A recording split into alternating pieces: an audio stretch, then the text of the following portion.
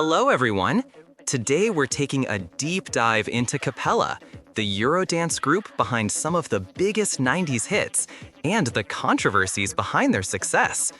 Behind the high-energy music and flashy visuals, there's a side of the story most people never heard. In this video, we're breaking down the history, the controversies, and the truth behind Cappella and their members. Let's begin. Cappella didn't start as a typical band. Being firstly fronted by Ettore Foresti, the project began in the late 80s in Italy as a producer-driven project, led by producer Gianfranco Bortolotti, who was heavily involved in electronic and club music at the time.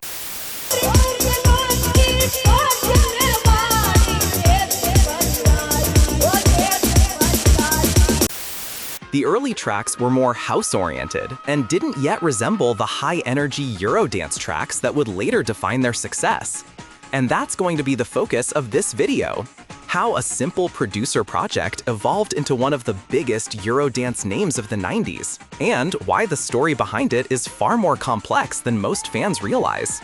In the early 90s, Eurodance exploded across Europe, and Cappella reinvented themselves perfectly for the moment.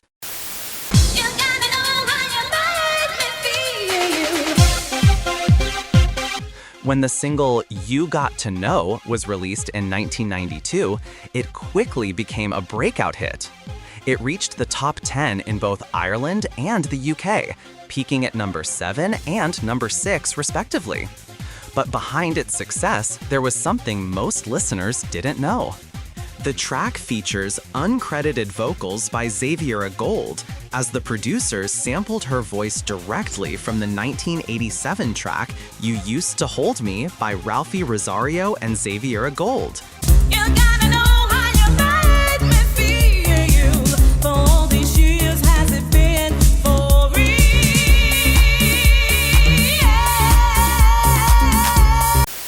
This was common in early Eurodance production, but it also created confusion about who was actually singing on the record, as one of the biggest talking points was the use of studio vocalists on the records. Performers shown in music videos or on stage weren't always the ones singing the studio vocals. To represent Cappella publicly, producer Bortolotti selected vocalist Anna Ross and rapper MC Fixit, also known as Ricardo Overman, to be the project's on-stage performers. They became the faces of Cappella during live performances and TV appearances, even though the original studio vocals came from sampled material. You got to know how you make me feel.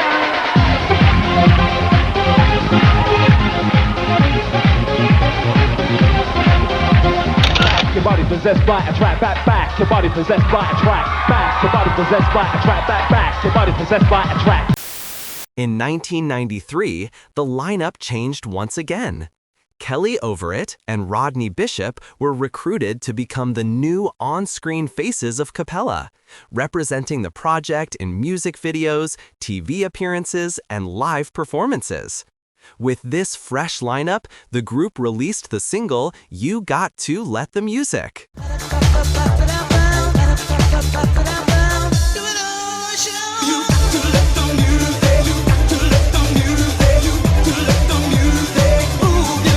The song was a massive success.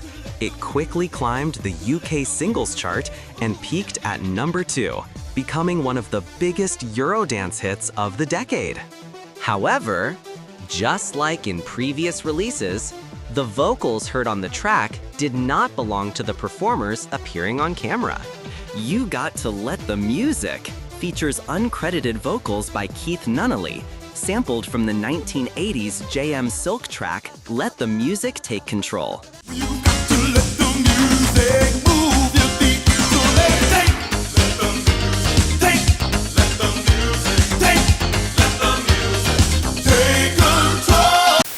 Cappella's producers also incorporated additional sampled vocals from Dance Now by Mosaic featuring Zion. Dance now, come on, kick it. Dance now, come on, kick it.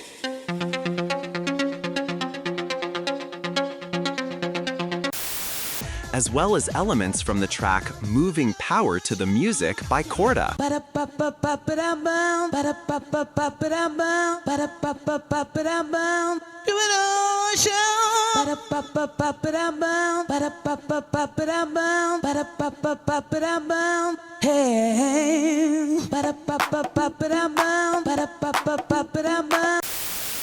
These layered samples created the iconic sound that made the track instantly recognizable.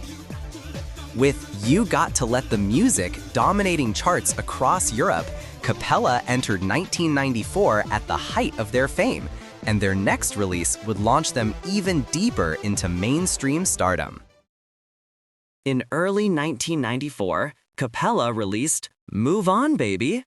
The track became another major hit across Europe, reaching the top 10 in several countries, including a strong performance in the UK, where it peaked at number 7. That's why we central and you know what's up. If I'm on a move, I can't stop. The beat is simple, but you can't refuse it. That's why I love music. Move on, baby. Move on, baby. Move on, baby. Let's get together. Move on, baby. Move on, baby. Move on, baby. Let's get together. By this point, Cappella had established themselves as one of the most dominant Eurodance acts on the charts.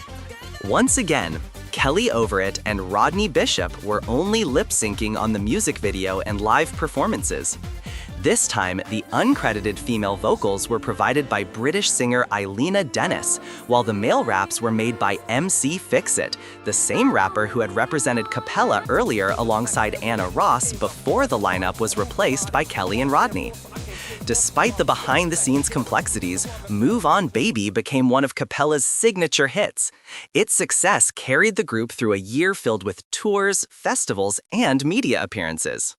Although Kelly Overett and Rodney Bishop didn't sing a note on the studio recordings, they did perform live on some rare occasions, including appearances on Kiss FM 909, MTV Party, and Top of the Pops. Despite their efforts, their live singing was weak and never quite matched the quality of the original studio tracks. When I'm on the move, I can't stop. The beat is simple, you can't refuse it. That's why I love music. Move on, baby. Move on, baby. Come on. Move on, baby. Let's get together. Move on, baby. Move on, baby. Move on, baby. Let's get together. Move on, baby. Move on, baby. Move on, baby. Let's get together. Baby, baby, baby, baby, baby, baby. Ha, ha, ha, ha. Gonna move it up. Gonna move it up. Ha, ha, ha, ha. Ha, ha, ha, ha. Gonna move it up. Gonna move it up. Ha, ha, ha, ha. Following the release of the album You Got to Know in March 1994, the single You and Me was released, continuing their momentum in the Eurodance scene. The track maintained the high-energy beats, catchy synth hooks, and radio-friendly production that had become the group's signature sound.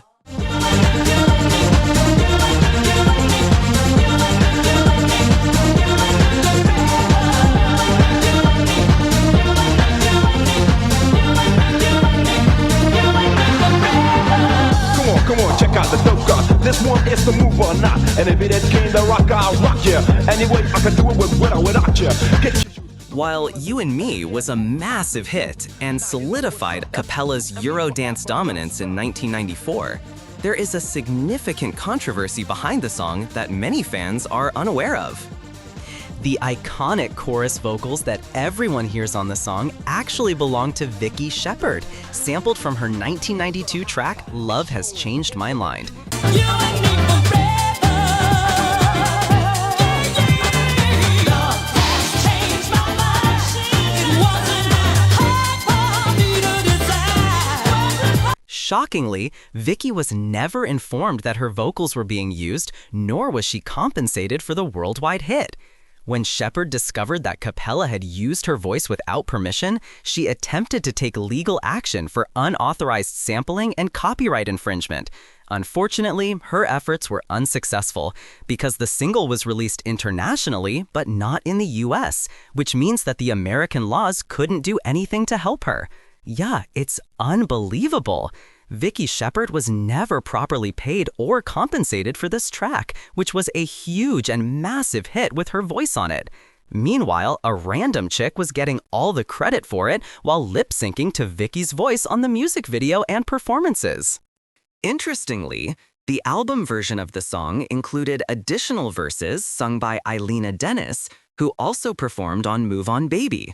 However, for the single release, these extra verses were removed, leaving only Vicky Shepherd's sampled vocals and the rap sections performed by MC Fix-It. You got me grooving, you keep me going, shake your body with me. Now is the time, let's start a party. Hear the music, setting me free. This episode remains one of the most talked about examples of the Eurodance industry's complex and sometimes unfair production practices, illustrating the tension between visual performers, studio talent, and producer-driven projects. Despite the controversies surrounding the group, Cappella quickly released their next single, Move It Up, later in 1994. This time, the lead vocals were done by Jackie Rawe, also known for her solo hit, I Believe in Dreams.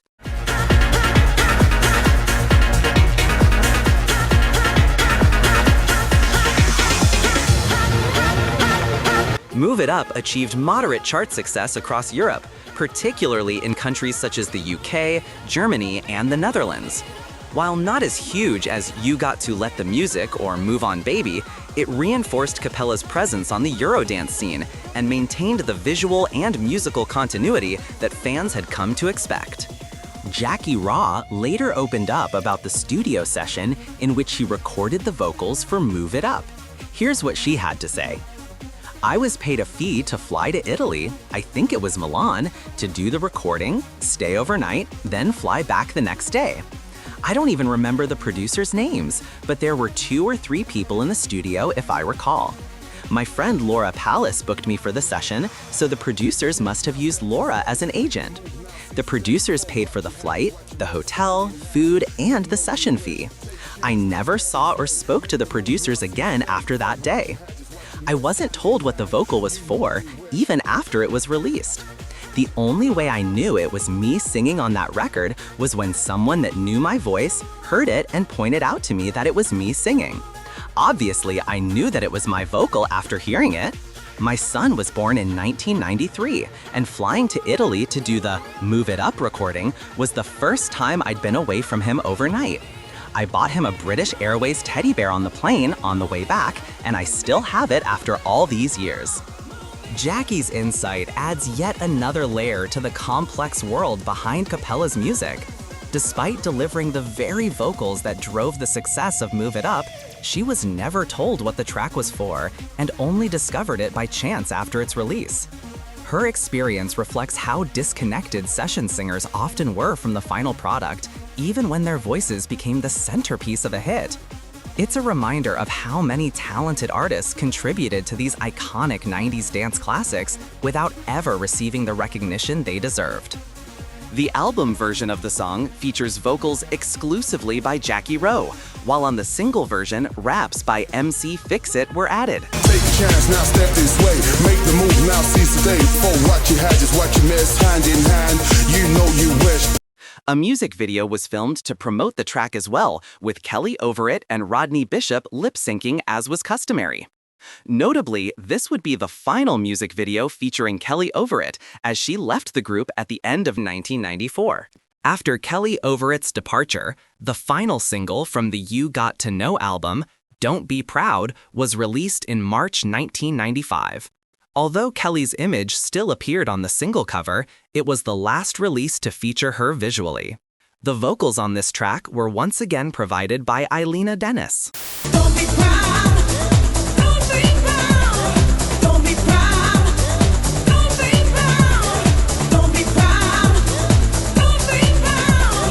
A few months later, the producer, Gianfranco Bortolotti, brought in a new performer to the group, Allison Jordan, who, unlike Kelly, actually recorded her vocals on the tracks. She was joined by additional session singers, including Catherine Ellis, who also contributed to what would be Cappella's next album named War in Heaven. The rap performance on this album mostly consists of samples, but also once again features rap performances by MC Fix-It. Many of the vocals on this album are from Jordan. However, vocals on a few tracks were shared with Catherine Ellis. And some tracks on the album featured Ellis as the sole vocalist, showcasing her contribution to the project alongside Jordan. In 1995, the comeback single, Tell Me the Way, was released. The song was a hit in many European countries, peaking at number 8 in Italy, number 15 in Finland, number 17 in the UK, and number 20 in the Netherlands. Tell me the way.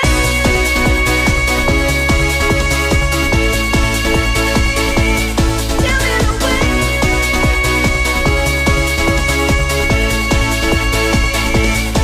Following this, the album's promotion continued with the release of the singles, I Need Your Love, Do You Run Away Now, and Turn It Up and Down in 1996.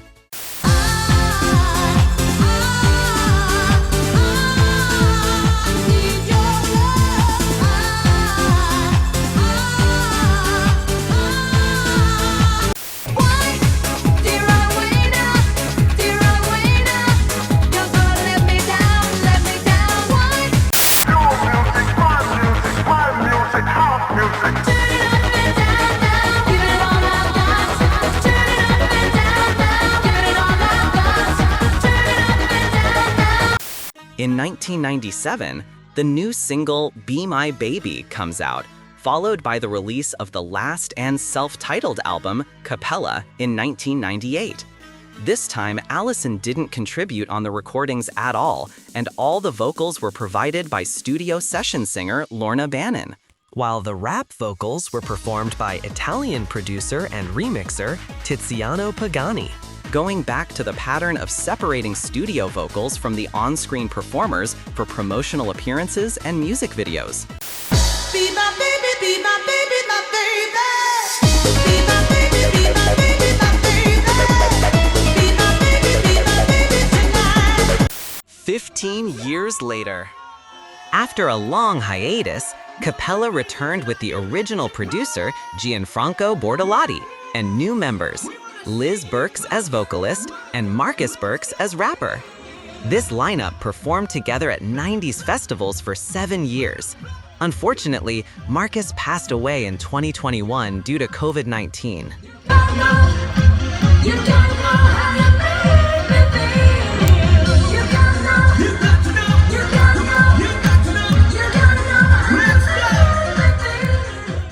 On January 29, 2022, a new lineup was announced.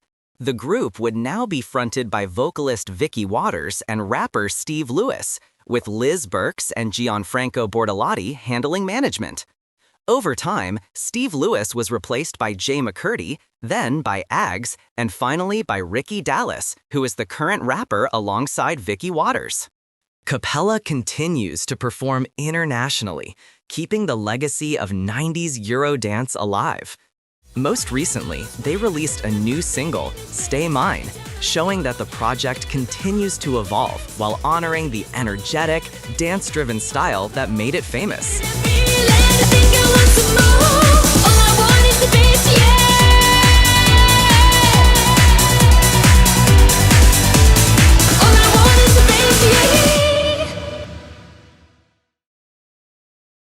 Kelly Overett's return. Secrets, tensions, and Eurodance history. For the previous 12 years, 24/7 had been fronted by Stacey and his wife Leanne, performing at numerous festivals across Europe. However, around the same time that Kelly returned, Leanne had to temporarily step away due to her pregnancy. Stacey had the idea of bringing Kelly to fill in as her replacement, seeing her as a perfect fit for the role. But he soon realized that this decision might not have been the best idea, as he realized that she wasn't actually skilled vocally. Here's what he had to say.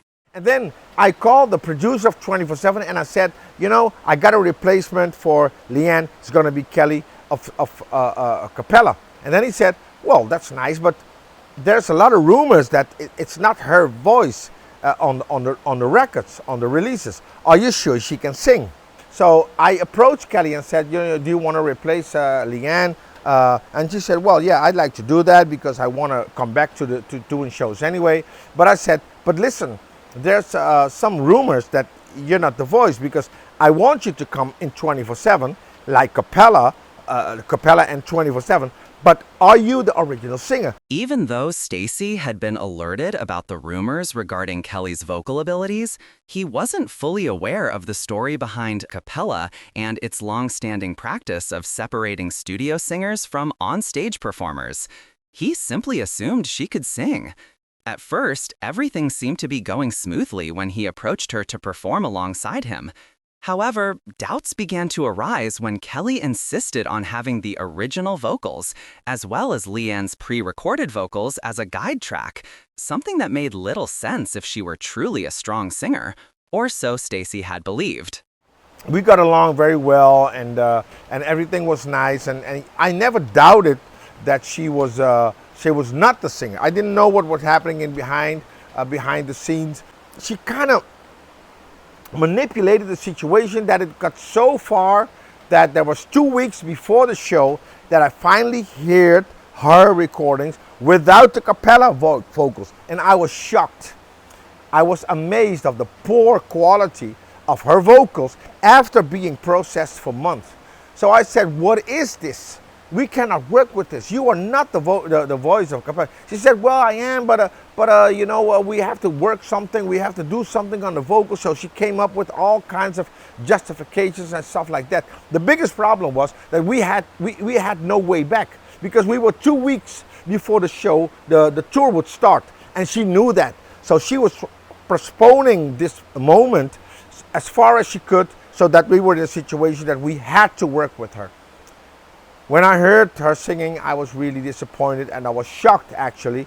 And the first show was a drama for me, because that's where I saw that and hear that she cannot sing at all, and she wanted to mime over the voices, because she said at a certain point, can I have the vocals of Leanne on the performing tape, and also the vocals of Cappella, so that I can have a guide? And I was like, why do you need the guide, since you're the big voice of Cappella? But I was like, okay, maybe she has a reason for that. And later on, I got to discover what the reason was, because she cannot sing at all. Consequently, the situation quickly became a major problem. Fans and promoters began complaining about Kelly's poor live performances, noting that she relied heavily on miming to the pre-recorded vocals of Leanne and the original Cappella tracks. Take me away, and I will try to let you know, baby. This created significant backstage tension as Stacey realized there was no way to undo the situation. They would have to continue performing together for the remainder of the tour. So this was a real problem, and after the first show, I got a lot of complaints of fans and a lot of complaints of the organizers, the promoters, saying, she's miming, she's not singing. What is this? How can you go on stage with someone like this when she's not even the real singer? And we already knew this. I wasn't aware of the fact that it was well known all around the world already. I trusted on her. I didn't expect her to lie to me about that. So the day after the first show, I called her and I said, Kelly, what is this? What happened? How come you perform so bad? How come your vocals are so bad? How come you don't sing at all? The microphone was on. What happens? And she got so mad, so frustrated, because she was exposed. And this is where things turned a different way, because she saw me now as a threat to her image, the image that she was created, and she wanted me out of that situation. So from there on, things turned a different way, which was very bad. A very important thing is also that, and I think I will say that again later on, that she teamed up with the management, also claiming and acting as if she was the real voice of Cappella. And of course, they saw money in that. They saw possibilities. Oh, we can work with the singer. We can work with the singer. Because I was retiring. So this tour was the end, my final tour, and then I would stop. So the management and the agency and the producer were like, okay, let's have her in 24/7 now. let's give her the stage, and after Stacey is finished, then we can work on with her. But the secret agenda is something that I will talk about later on. The secret agenda was then only appeared, and was very bad, and I really hated that situation. The organizer of the first event said, Stacey, what is this? This is not what you promised me to be. So I was in a very difficult situation then, and I felt that Kelly was always was going to protect herself, because this is where I understood that she had another agenda, that she didn't want to help us out and making money at the same time, but she had an agenda. And I didn't know that, so that she was working towards her agenda and actually was using 24/7 and me to fulfill her agenda. And that's even how she got into the management of 24/7 and the agency to work on that agenda without me knowing this. Despite the challenges, the tour was completed, but the situation left a lasting impact on everyone involved. Fans and industry insiders alike were left divided, some disappointed by the performances, others intrigued by the drama surrounding the temporary lineup. As I told you, we had a backing track with the vocals of Leanne and the vocals of the original Cappella. And when I was convinced of the fact that it was not her voice, I wanted to change that. So I said, okay, since you promised me that you are the voice of Cappella, I will take down the vocals of Leanne and I will take down the vocals of Cappella, so that she could do it live and showed me and the people that you are actually the singer of Cappella. So that's what I did. I took them down, and she panicked. She was terrified. She was angry. She was frustrated. She was furious, because she would be exposed, of course, that she cannot sing at all without the vocals of Leanne and without the vocals of Cappella. So she reversed it. She called the management and she said, Stacey's trying to make a fool of me, make a clown of me. So I need to have the vocals again back. I need to have the backing vocals of Leanne and Cappella, because Stacey is making a fool of me. And this is when the management thought that I was actually trying to do that, make a fool of her, and then we got to be opponents as well. So not just me, but also me against Kelly and me against the management and the management of 24/7 and the agency. So we had to perform then. So you can imagine that on stage we had a completely fucked up energy. And what I wanted back then, because the shows were not good, she didn't dance well, she didn't dress right, it was nothing compared to Leanne, and she didn't even make an effort to try and compare herself with Leanne. And apart from that, she dances strangely and she mimed constantly. So I was very disappointed, and also all the promoters of the shows complained. Also the fans complained, because everybody saw that she was playbacking and miming and she was not singing. So everybody was complaining, and I said this to the management. I said, look, we cannot work with her anymore, because she is not keeping her promise to me, and she lied actually and manipulated everything just to have the stage for her solo career. But at that time I didn't know that the interest for her solo career was also the interest of the management. So they tried to keep her in the band next to me, when I was trying to keep her out of the band and have Leanne back as soon as I can. Leanne was recovering, and she was recovering very fast. So I told the management, Leanne is coming back, she is recovering, so let's replace her, because everybody is complaining. So what's the sense of keeping her with us when she breaks down the act? And I didn't want my final show to be like this, with this energy, with this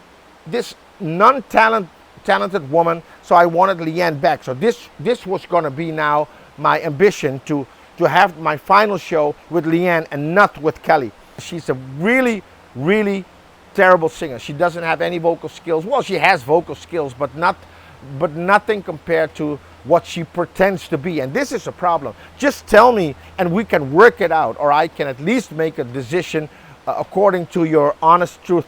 But now she deceived everybody, and this was a real problem for me. This episode highlighted the difficulties of reviving a performer from the past without fully understanding the dynamics of their previous projects, especially in cases like Cappella, where studio production and onstage performance had always been separate. It served as a cautionary tale about assumptions, reputation, and the realities of live performance in the music industry. It also reminded fans and industry professionals alike that nostalgia alone cannot guarantee a successful comeback. Talent, preparation, and understanding the history of the original project are crucial when stepping back into a performance role after decades. I would really loved her to be honest, and then we could find a solution. But she kept lying and kept manipulating every situation. She didn't want to talk to me anymore at a certain stage because I was a threat to her lies, to her play, you know, and she didn't want to have me close to her anymore because she kind of manipulated everyone around her, her husband, her family, her kids. Everybody believed that she was the singer. She lied to everybody. How can you do that as a human being? I think she even lied to herself. But so that's where everything went wrong, actually. Wait, just like Culture Beat, just like Too Unlimited, just like Alban, we all do our thing live. We all do it the way we can. We don't deceit and we don't mislead the fans because we love the fans, and the fans deserve to not be lied to. They deserve honesty, and at least say that you're the face but not the voice. Stop lying.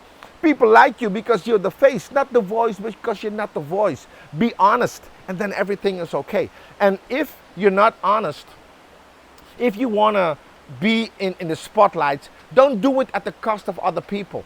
Don't make other people look bad just for you to look good, because you have to keep lying the rest of your life, and that must be very troubling for her as well. I cannot understand why she chooses to do it like this, hurting other people just to keep an image alive that does not exist.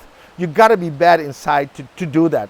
Let's go live on Facebook. Let's go live on social media. Let's go live on Instagram. Let's talk about it when everybody is there. Don't talk of me, talk with me. Let's see what happens. Let's see if you still can say what it is that you say behind my back and behind the back of Gianfranco, because me and Gianfranco, and like many other people, we know exactly who you are, what you can, and especially what you cannot do. So your lies will be exposed once you get confronted with one of us. So if you say this is not true, and anyone who doubts what I'm saying, let's get her together, because Cappella is a very important act in the 90s, and it cannot be an act that is built on lies. So she should stop that. Do something else. If you're not born to be an artist, do something else, or do it with the act that you have, but stop lying about other people. That's all I want to say. I'm not here to let her to show her that she is bad. I am here to tell the truth, and if the truth make her bad, then that's what it is. Okay. So I hope I kind of give you some insight on what really happened. I really wish Kelly the best, but I wish everybody the best. So stop hurting people that are trying with the talent that they do have to make a living. Okay. Take care. Love and peace from Stacey out of Costa Rica. Talk to you soon. Bye bye. Ultimately, Stacey and Kelly Overett's situation underscores how complex and delicate reviving a past act can be. Success isn't guaranteed by fame alone. Kelly Overett's return also highlighted a key reality. While she was a memorable face of Cappella, her vocal abilities were never the driving force behind the music. Success in live performance requires more than nostalgia or stage presence. It requires skill and preparation. This situation shows how challenging it can be to step back into the spotlight without the vocal foundation to match the audience's expectations. It's a story of ambition, image, and the realities of the music industry, where talent, preparation, and understanding the project's history are just as important as fame. In fact, even Cappella's creator, Gianfranco Bortolotti, eventually stepped forward to set the record straight about how the project actually operated behind the scenes. Here's what he said. All the records of Cappella were produced by me, personally in my own studios. Kelly never even walked once into my studios. She was selected as image by myself and one of my partners in London after a short meeting. All the records of Cappella were already registered and mastered before she had her first gig. As far as I know, she's became unstable, probably a bit depressed. Certainly, she is now showing to become a mythomaniac. With this, Bortolotti effectively closed the debate, confirming once again that Cappella had always been a producer-led project, and that Kelly's role was visual, not vocal. His comments underscored what industry insiders had acknowledged for years.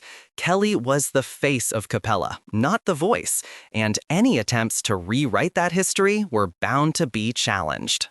If you enjoyed this deep dive into Cappella's history and the truth behind what really happened behind the scenes, don't forget to like, subscribe, and leave a comment telling your opinion. Thanks for watching.